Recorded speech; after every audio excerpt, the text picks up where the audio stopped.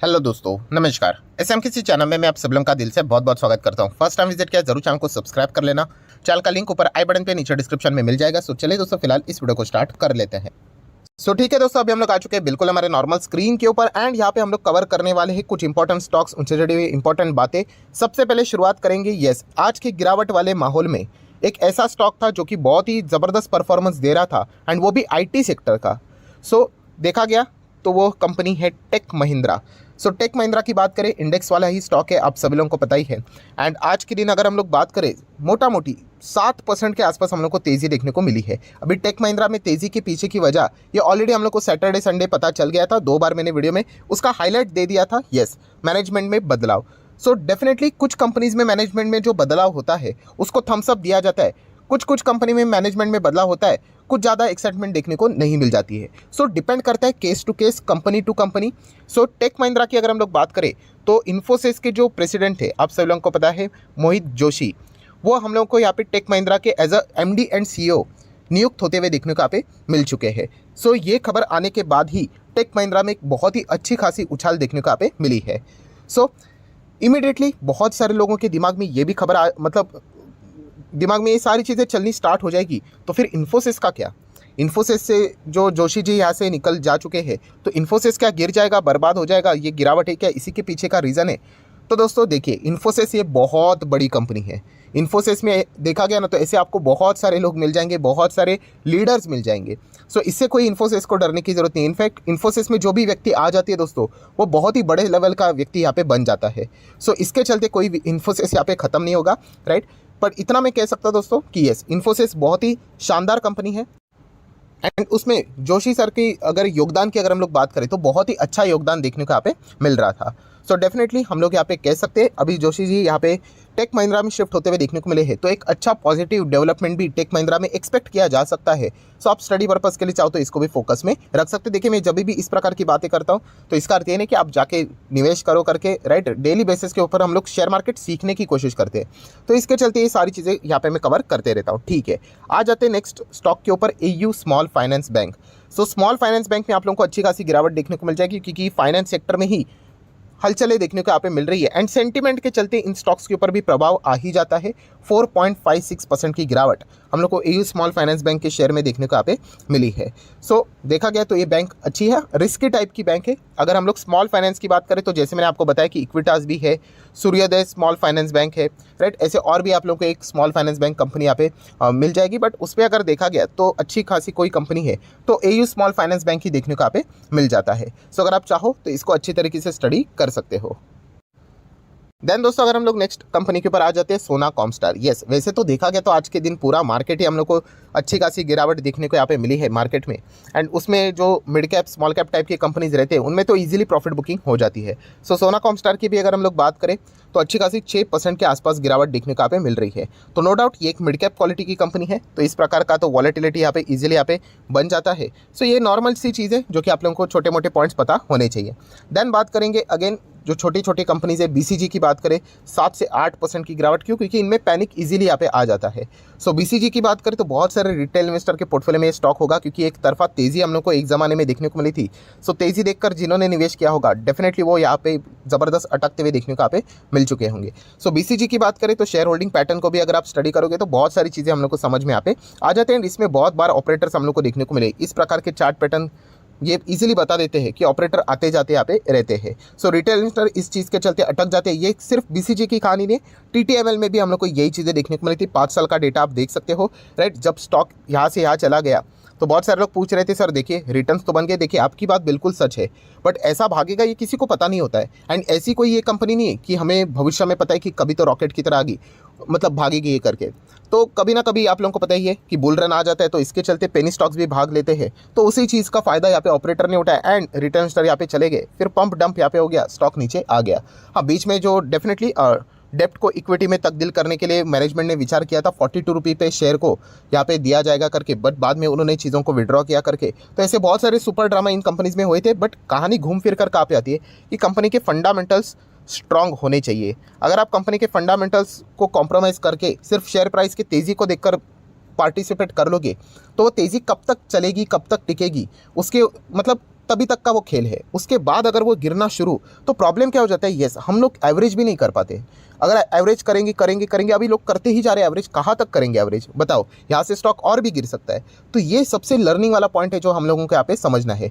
बहुत सारे लोग ये भी पूछते हैं सर बताओ ये मतलब डीमार्ट जैसा स्टॉक 40% गिरा है, देन और भी ऐसे ऐसे स्टॉक है, इन्फो एज जैसी कंपनी यहाँ पे गिरी हुई है, देन रिलैक्सो जैसी कंपनी गिरी हुई है, डीवीज लैब जैसी कंपनी गिरी हुई है, ऐसे बहुत सारे कंपनीज यहाँ पे गिरे हुए हैं, राइट। तो वो तो कंपनियाँ गिरती है, बट उनमें हम लोग एवरेज करने का हिम्मत रख सकते हैं, क्योंकि उन कंपनीज में फंडामेंटल स्ट्रांग है, वो अपने अपने सेक्टर के लीडर है, बिजनेस लीडर है, राइट। बट जो कंपनी देखा गया तो जिनमें इंटरेस्ट, लोन का इंटरेस्ट ही उनके आमदनी से ज़्यादा है, प्रॉफिट से ज़्यादा है, तो ऐसे कंपनी लॉस में जब चलती है एंड फिर भी भागती है, तो ऑब्वियसली आज नहीं तो कल इस प्रकार का कांड हो ही जाता है। सो इसमें हमेशा रिटेल इन्वेस्टर इमोशनली जो जाता है दोस्तों, वो हमेशा इस चीज़ का शिकार हो ही जाता है। इसलिए शेयर मार्केट में कभी भी आ जाते इमोशंस को साइड में रखो। नाम टाटा लिखा हुआ है, इसलिए बहुत सारे लोग इमोशनल होकर निवेश कर रहे थे, ऐसा नहीं करना है। तेज़ी इंपॉर्टेंट है, तेज़ी टिकना इंपॉर्टेंट है, 1000 बार बोल चुका हूँ, राइट। तो ये चीज़ पता होनी चाहिए। देन अगर हम लोग बात करेंगे एक और सुजलान एनर्जी, अभी रिटेल इन्वेस्टर इनसे रिलेटेड सवाल पूछते रहते हैं। अभी जो लोग इस चैनल को रेगुलरली देखते वो थोड़ा सा गुस्सा हो जाते, सर क्यों इन स्टॉक्स को कवर करते हो। तो दोस्तों उनको थोड़ा सा गाइड करना ही पड़ता है। तो देखिए दोस्तों, सुजलान एनर्जी, ये बीसीजी बात करें, टीटीएमएल, ये मतलब आप बोलते हो ना, मैं आपको बताना चाहूँगा, देखिए ये प्योर लक के ऊपर चलते हैं स्टॉक्स। मतलब अगर आपका लक अच्छा होगा ना, तो आप कॉलर टाइट करके बोल सकते हो कि मैंने पैसा छापा करके, बट वो एक जस्ट मतलब बोलते हैं लक। लक बार बार नहीं लगता है, तुक्का बार बार नहीं लगता है, एक आध बार लग सकता है, चलो 2 बार लग सकता है, ऐसा नहीं कि 100 बार लगेगा, राइट। एंड जिस दिन नहीं लगेगा ना, उस दिन जितना कमाए सब चला जाता है। सो आप लक के हिसाब से चलना चाहते हो तो फिर आप इन स्टॉक्स में पैसा लगा दीजिए, फिर आपका लक जब भी चमकेगा तब शायद से भाग लेगा।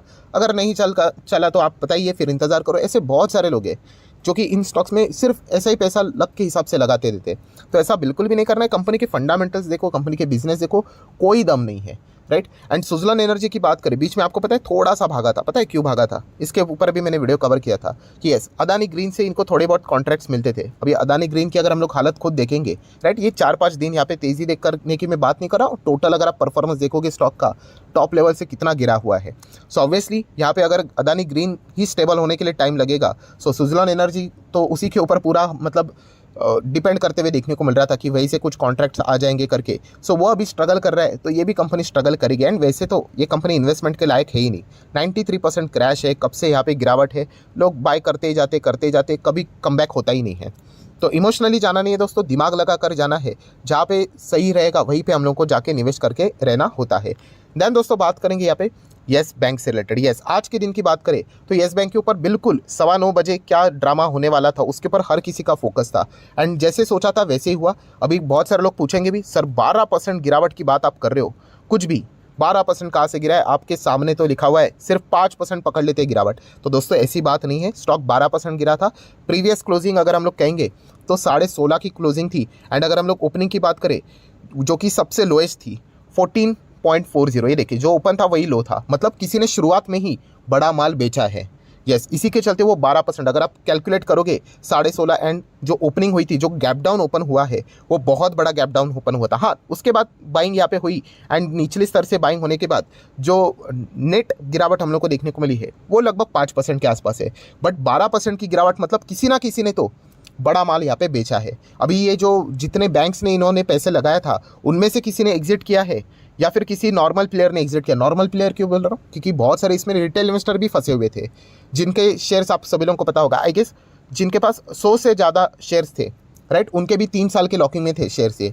सो डेफिनेटली कोई भी यहाँ पे माल बेच सकता है, तो इसी के चलते हम लोग को एक गिरावट देखने को यहाँ पे मिली थी। अगर नीचे में आर्टिकल की भी बात करूँ तो किधर तो छपा भी था, येस आप देख सकते हैं, देखिए येस बैंक लगभग 12% गिरा, मतलब गैप डाउन की यहाँ पे अगर हम लोग बात करें तो ये चीज़ें देखने को यहाँ पे मिली है। एंड सबसे डेंजरस पॉइंट कौन सा है कि ऐसे येस बैंक के बहुत सारे शेयर्स बड़े बड़े प्लेयर्स के पास है जिनके पास मतलब देखा गया तो कोई इंटरेस्ट नहीं था कि इस बैंक में वो निवेश करना चाहते थे, वो तो आरबीआई ने बोल दिया इसलिए था। सो कभी भी अगर बैंक 20 पे जाता है, 25 पे जाता है, अगर उन्हें लगा, वो बड़े प्लेयर्स को लगा कि हमें एग्जिट करना चाहिए, प्रॉफिट तो हो गया करके, तो अच्छी खासी गिरावट वापस बार बार यहाँ पे आ सकती है। सो बताने का मकसद क्या, अगर आप येस बैंक में जाना चाहते हो तो इन पॉइंट्स का ख्याल आप लोगों ने रखना चाहिए। कि इस प्रकार का मतलब बोलते ना कि ऐसा ऐसा परफॉर्मेंस है, ठीक है, सडनली गिरावट हो सकता है। एंड एक बार नहीं, दो बार नहीं, मल्टीपल टाइम्स हो सकता है, क्योंकि ऐसे अनवांटेड बहुत सारे प्लेयर्स है जो अच्छे खासे प्रॉफिट में बैठे हुए, अभी वो प्रॉफिट कब बुक करेंगे नहीं करेंगे वी डोंट इवन नो। सो वो जिस दिन डिसाइड करेंगे, येस बैंक में इसी प्रकार से हम लोग को बड़ी गिरावटें देखने को यहाँ पे मिल सकती है। सो इस पॉइंट को आपने मद्देनजर रखते हुए ही डिसीजन यहाँ पे लेना चाहिए। मैंने मेरा डिसीजन तो आप लोगों को ऑलरेडी बता के रखा हुआ है। मैं तो कंपनी के फंडामेंटल्स देखता हूँ, अगर कंपनी के फंडामेंटल्स रिजल्ट अच्छे आ जाते तो वो प्लेयर्स भी होल्ड कर सकते हैं, राइट। बट कंपनी के फंडामेंटल्स में ही दम नहीं रहेगा, कंपनी लगातार प्रोविजन के ऊपर प्रोविजन, प्रॉफिट जो ऑपरेटिंग आता है वो उड़ाकर लॉस में चली जाती है, तो फिर कोई कैसे टिक पाएगा।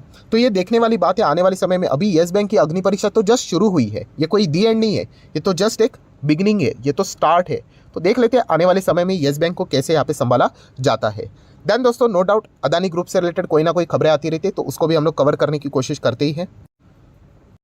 तो सबसे पहले अपडेट तो आपको पता ही है कि अदानी ग्रुप ने कुछ उनका जो लोन था 2.15 बिलियन डॉलर का, राइट, वो उन्होंने यहाँ पे कर दिया है, वो भी बिफोर मार्च 31 के, राइट। तो प्री पेमेंट की यहाँ पे बात यहाँ पे आ रही है। एंड अंबुजा सीमेंट से रिलेटेड हम लोग को ये सारी खबरें भी देखने को यहाँ पे मिल रही है। तो नो डाउट अदानी ग्रुप की अगर हम लोग बात करें तो इनका मतलब आने वाले समय में, मतलब 1 से 1.5 साल की अगर हम लोग बात करें तो इसमें लोन रीपेमेंट से रिलेटेड हम लोग को ज़्यादा खबरें देखने को यहाँ पे मिलने वाले, क्योंकि इंटरनेशनल मार्केट की अगर हम लोग बात करें तो वहाँ से ज़बरदस्त प्रेशर आ सकता है लोन के रीपेमेंट का।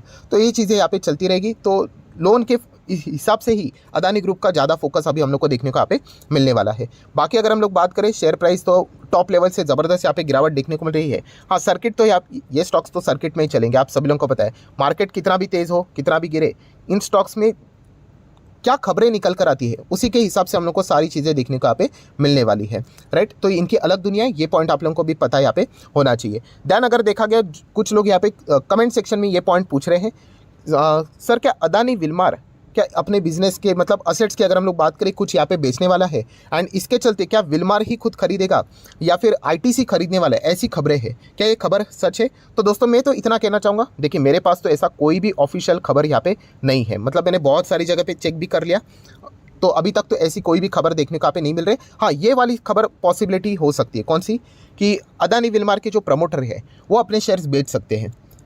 मतलब उनके लिए तो ये विन विन सिचुएशन है कि आप मतलब अगर अदानी ग्रुप का अगर कोई एडवाइज़र रहेगा वो तो उनको सबसे पहले बोलेगा कि प्रमोटर को कि आप अदानी विलमार के शेयर्स बेचो, क्योंकि 75:25 का रेशो भी कंप्लीट हो जाएगा एंड आपको इमीडिएटली पैसा भी चाहिए वो भी मिल जाएगा। सो इनके लिए तो ये विन विन सिचुएशन है। हाँ, तो ये चीज़ हो सकती है कि अदानी ग्रुप के जो अदानी विलमार के प्रमोटर है, वैसे तो उनको 3 साल के भीतर बेचना था, अभी सिचुएशन ही ऐसी है जिसका फ़ायदा भी अगर वो उठाना चाहते तो उठा सकते, तो 75-25 को मैच करने के लिए माइट भी फिर चाहे तो प्रमोटर क्या कर सकते हैं, यहाँ से अपनी हिस्सेदारी निकाल सकते हैं 75% के आसपास रहने के लिए, इसकी पॉसिबिलिटी हम लोग ऐसा बोल सकते हैं। बाकी खबर की अगर हम लोग बात करें तो अभी तक ऐसी कोई भी ऑफिशियल खबर देखने को यहाँ पे नहीं मिल रही है। सो आशा करता हूं दोस्तों जितने भी इंपॉर्टेंट पॉइंट्स थे सारे मैंने कवर कर रहे। वीडियो अच्छा लगे तो चाहो तो लाइक एंड शेयर कर सकते हैं। डीमैट अकाउंट अगर आपने अभी तक ओपन नहीं किया है तो लिंक नीचे डिस्क्रिप्शन में 25 वीडियो की लिस्ट आपको बिल्कुल फ्री ऑफ कॉस्ट मिल जाएगी। आपका नाम, कौन सा अकाउंट आपने लिंक के थ्रू ओपन किया, प्रॉपर्ली कमेंट से मेंशन कर देना, तो हफ्ते भर के अंदर सारे लेक्चर्स मेरे साइड से फ्री ऑफ कॉस्ट प्रोवाइड कर दिए जाएंगे ताकि आप शेयर मार्केट को आसान भाषा से सीख सको। So that's it, thank you very much दोस्तों, we will be meeting our next video, तब तक के लिए बाय बाय।